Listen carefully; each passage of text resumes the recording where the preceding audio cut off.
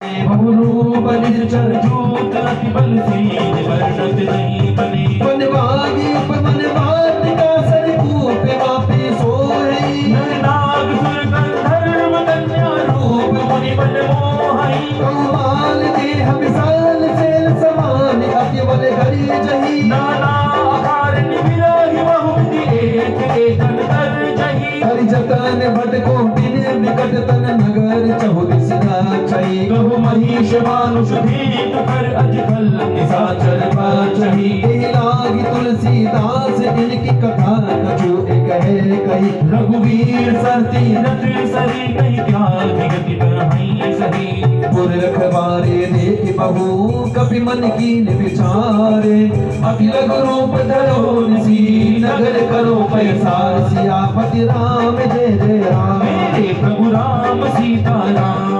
हनुमान जी महाराज ने विचार किया रात्रि काल का समय पूर्ण हो चुका। जब भोर का समय हुआ, भोर के समय विचार किया कि अंदर जाना चाहिए।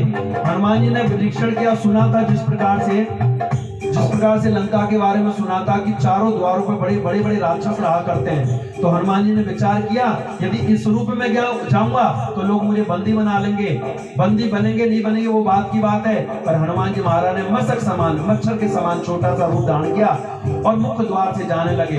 मुख्य द्वार पे लंकिनी नाम की राक्षसनी है, ये गंधर्व कन्या है और दूसरे रूप में देखा जाए तो ये कुबेर की पुत्री है। कौन है? कुबेर की पुत्री कही गई है, गंधर्व कन्या कही गई है।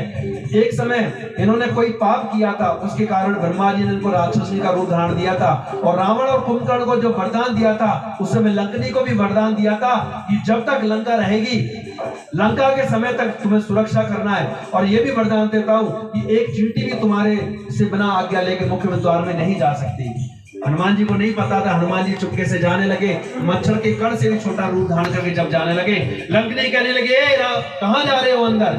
हनुमान जी कहने लगे मुझे देख लिया। हनुमान जी विशेष रूप में आए, मैया आपको प्रणाम है। देखो हनुमान जी ने हरे को माँ माता कहकर प्रणाम किया है। हाँ मैंने तुम्हारा प्रणाम स्वीकार कर लिया। कहाँ जा रहे हो? मेरा नाम हनुमान है, मैया का पता लगाने आया हूँ। पूरी बात बताई, मुझसे युद्ध करना पड़ेगा।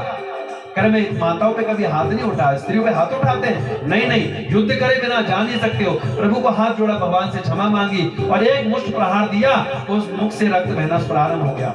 तुरंत लंकनी को याद आ गया कि ब्रह्मा जी ने मुझे वरदान दिया था कि जिस समय एक ब्राह्मण के द्वारा मुष्ट प्रहार से तुझे कोई ढेर कर दे तो समझ जाना कि इस लंका का सर्वनाश होना निश्चित है और रावण का समय भी नजदीक आ गया है। हनुमान जी महाराज को प्रणाम किया और रावण का खाया हुआ जितना भी अन्न था सारा रक्त के द्वारा बाहर निकल गया। मैया को हनुमान जी को प्रणाम करके और उसमें भी स्वयं भगवान शंकर जी के विशेष रूप के दर्शन करके प्रणाम करके अपने देवलोक को चले गई। ये भगवान की बड़ी विशेष कृपा है। बोली सच्चे दरबार की जय। मस्तक समान रूप कपिधरहि लंका ही चलई सुमरि नर हरहि नाम लंकनी एक निश्चरी सो कह चलि मोह बिन करहि जानहि नहीं मर मूसट मोरा मोर आहार जहां लगी चोरा उठ का एक महाकपि हनहि रुद्र गमत धरणी तन मनहि पुनि संभार उठी सो लंका चोरी पार कर विनय सुशंका जब रावण ही ब्रह्म वर दीना चलत विरंचि कहां मोहि जीना विकल होश ते कपि के मारे तब जान सुनीश्वर संहारे तात मोरियति पुण्य बहुता ही कौने राम कर दूता तात स्वर्गीय नरक सुख धरे तुला एक अंगे तूल नताही सकल मिली जो सुख लब सत्संग सियापति राम जय जय राम मेरे प्रभु राम।